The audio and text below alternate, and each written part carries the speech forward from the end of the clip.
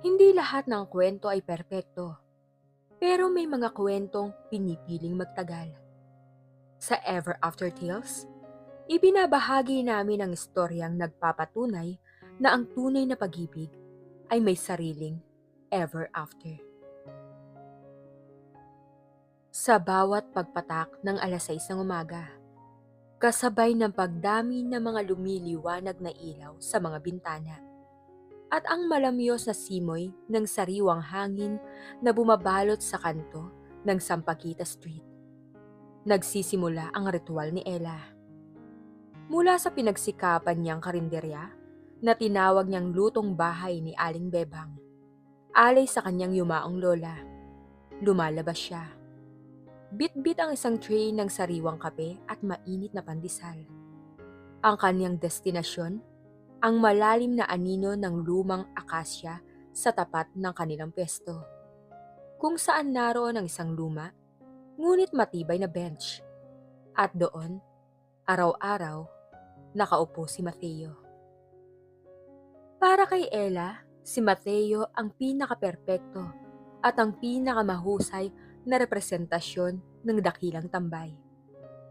Matangkad, balingkinita ng pangangatawan, at may buhok na karaniwan ng bahagyang magulo. Tila hindi pa nadadaanan ng suklay. Madalas ay nakasuot lang ito ng lumang t-shirt, kupas na maong at tsinelas. Ang paborito nitong posisyon ay ang pag-upo, bahagyang nakasandal sa bench, habang nakatanaw sa walang katapusang daloy ng tao at sasakyan, na tila may malalim na pinagmamasdan na tanging siya lang ang nakakakita. May hawak din itong libro, o kaya'y isang journal at panulat. Madalas din itong ngumiti, ngiti na hindi abot sa mata, bagkos ay nasa gilid ng labi. Tila may pinagtatawanan sa kanyang sarili.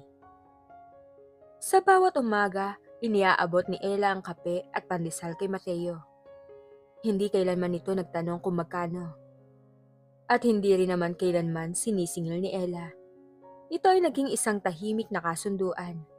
Isang di nakasulat na patakaran sa kanilang umaga. Ang karaniwang sagot ni Mateo ay isang tango ng pasasalamat at isang ngiti na, sa kauna-unahang pagkakataon, umabot sa kanyang mga mata, na tila nagising mula sa malalim na pagmumuni-muni. Ayan na naman po ang hari ng kanto, biro ni Ella isang umaga, habang inilalapag ang kape sa tabi niya. Wala pa ring balita